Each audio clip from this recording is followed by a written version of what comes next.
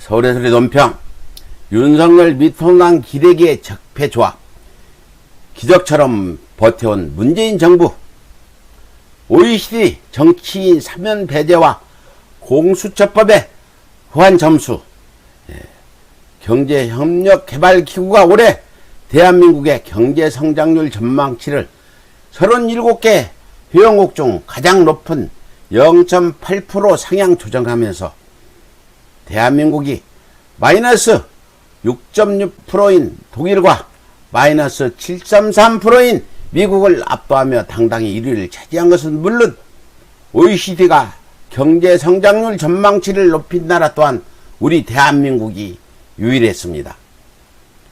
효과적인 코로나 통제로 경제를 지킨 K방역은 물론 포스트 코로나라는 험난할 수밖에 없는 미래를 대비한 문재인 정부의 한국판 디지털 그린 뉴딜 또한 OECD로부터 높은 평가를 받으면서 마침내 대한민국의 예상 성장률까지 상향 조정된 것이었습니다. 문재인 정부가 초기 최저임금 인상 당시부터 조중동이 아니면 말고 식으로 쏟아낸 망국 프레임 기사들대로라면 이미 망해도 100번은 더 망했어야 했을 대한민국 경제지였지만 OECD의 명백한 객관적 평가에 의하면 문재인 정부의 대한민국은 망하기는커녕 오히려 포스트 코로나 시대를 선도할 선진국 중에 최고의 선진국이 되어 있었던 것입니다.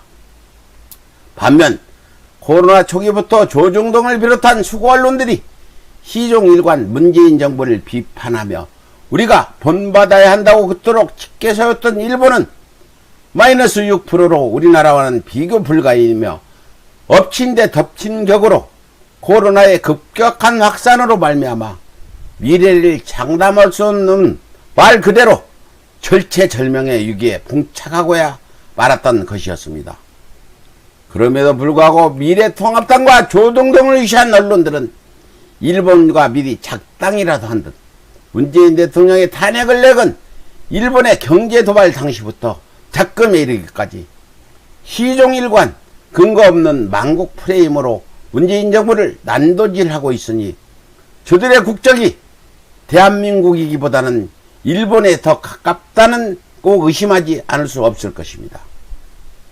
그런데 OECD가 대한민국을 긍정적으로 평가한 이유 몇 가지가 더 있었습니다.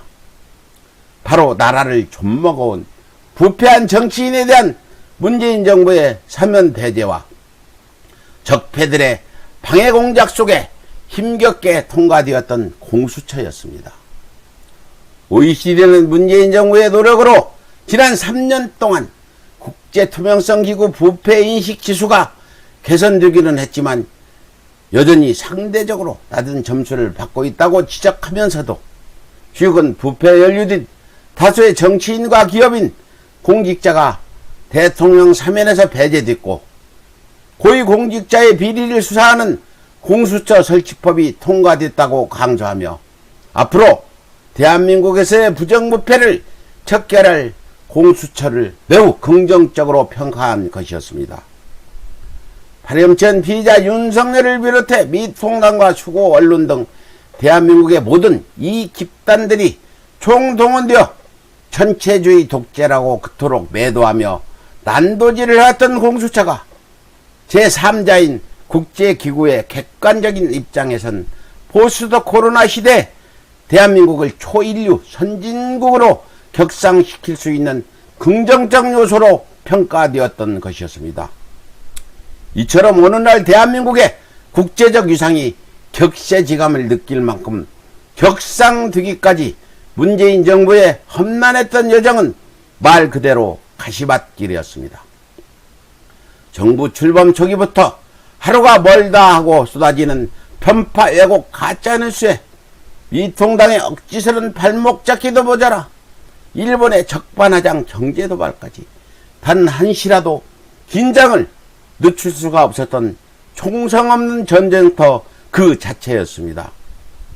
이렇듯 적폐들의 정치 공작에도 불구하고 OECD도 인정했던 문재인 정부의 대한민국이 오늘날 세계를 선도하는 선진국의 반열에 올라섰다는 것을 기적이라는 단어가 아니라면 그 무엇이 설명할 수 있단 말입니까?